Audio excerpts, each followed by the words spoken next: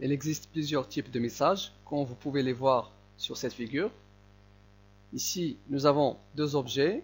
Objet de la classe A envoie un message à un objet de la classe B. Alors, ce premier message hop, qui est représenté par une flèche avec un sommet plein, donc ça c'est un message synchrone. Son retour représenté par une flèche en pointillé, donc ça c'est un message synchrone. Le deuxième message S1 c'est un message asynchrone, S2 c'est un message asynchrone.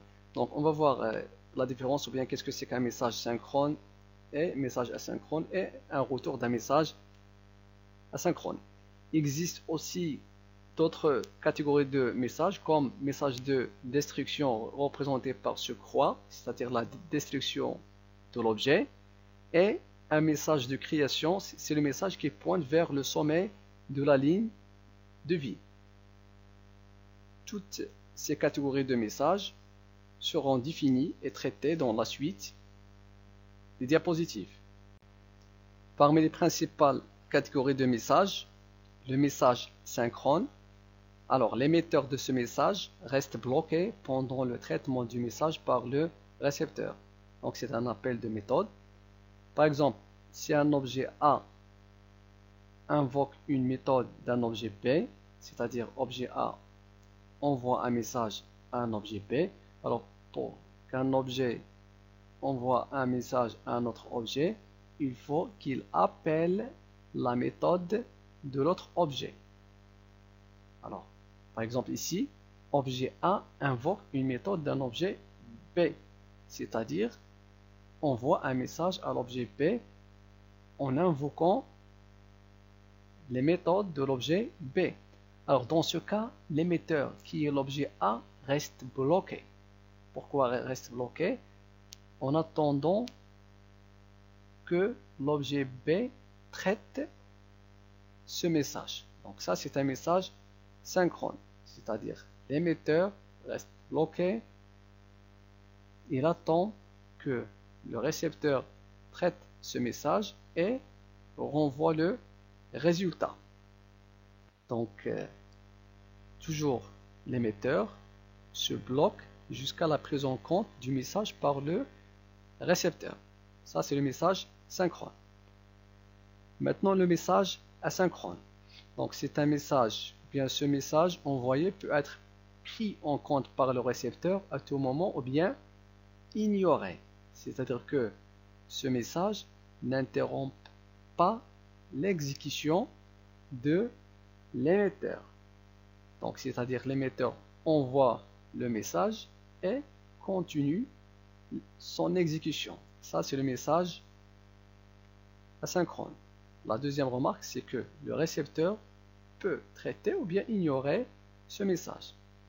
Et finalement, le message de retour qui marque la reprise par l'objet émetteur du message synchrone. Donc, c'est normalement associé à un message synchrone. Donc, l'émetteur d'un message synchrone envoie un message à un récepteur. Puisque l'émetteur reste bloqué, qui attend le retour d'un objet récepteur, donc l'objet, après traitement du message envoyé par l'émetteur, donc doit renvoyer son retour ou bien sa réponse à l'objet émetteur.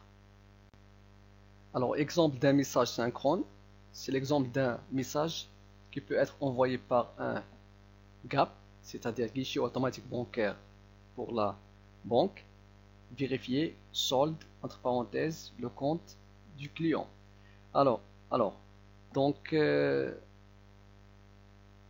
ce GAP reste bloqué en attendant que la banque vérifie les informations qui concernent ce compte et envoie le retour au guichet automatique bancaire. Alors dans ce cas, ce GAP reste bloqué. Il ne peut exécuter aucune action. Exemple pour un message asynchrone, c'est le cas d'un système d'un ascenseur qui a comme objet voyant, porte, cabine, etc. Prenons juste le message envoyé pour l'objet voyant allumé, c'est-à-dire que l'ascenseur demande à son voyant de s'allumer. Alors dans ce cas, l'ascenseur n'est pas bloqué, c'est-à-dire que il demande au voyant de s'allumer, mais il continue son exécution. Il peut se déplacer d'un étage vers l'autre, et aussi il peut ouvrir les portes, etc. Donc ça, c'est un message asynchrone.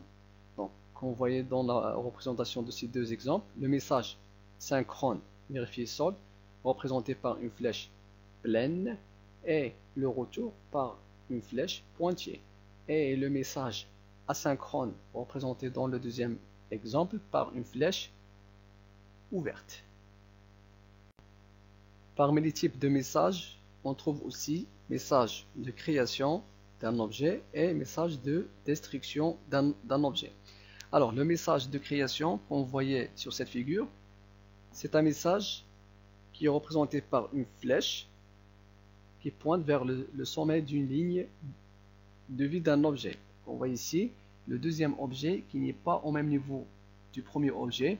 Pourquoi? Parce que au début, cet objet n'est pas créé. Alors, la création de cet objet a été lieu au moment de l'envoi d'un message de création. C'est pour cela que la représentation de l'objet 2 se situe en bas de la représentation de l'objet 1 pour dire que cet objet est créé par envoi d'un message. Donc ça, c'est un message de destruction et message de construction. Et un message de destruction, c'est un message qui pointe vers la ligne de vie. On marque un croix pour dire que voilà la destruction de cet objet. Donc message de création. Donc la création d'un objet est matérialisée par une flèche qui pointe sur le sommet d'une ligne de vie. On peut aussi utiliser un message asynchrone ordinaire portant le nom create. Message de destruction. La destruction d'un objet est matérialisée par une croix qui marque la fin de la ligne de vie de l'objet. On peut aussi utiliser un message asynchrone ordinaire portant le nom destroy. Voilà un exemple qui représente l'utilisation de ces deux messages de création et destruction. Donc prenons l'exemple d'une application, bien d'une page web. Donc au moment de la création d'une session, donc la page web envoie un message de création d'une session, donc par le message session. Donc comme vous voyez, l'objet nouveau ou bien nouvelle session de la classe session n'était pas créé au début. Lorsque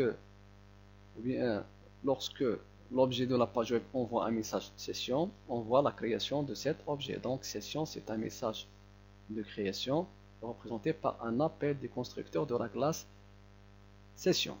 Alors, pour quitter cette page ou bien pour quitter la session, l'objet de la page web envoie un message de destruction de l'objet qui se représente par un message synchrone et une croix pour marquer la fin de la session. Alors jusqu'à maintenant, on a représenté les messages envoyés par un objet vers un autre objet, mais un objet peut s'envoyer des messages à lui-même. Ce type de message nommé réflexif.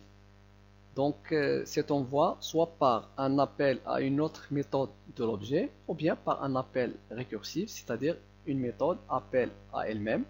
Et voilà la représentation de ces deux types de messages réflexifs qui sont représentés dans la figure suivante. Exemple d'un message réflexif, c'est l'exemple d'une gestion d'une bibliothèque.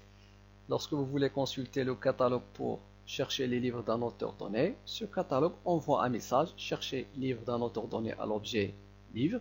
Alors, dès que cet objet reçoit ce message, commence son traitement et comme vous voyez ici, Cet objet envoie un message à lui-même en appelant la méthode trier pour faciliter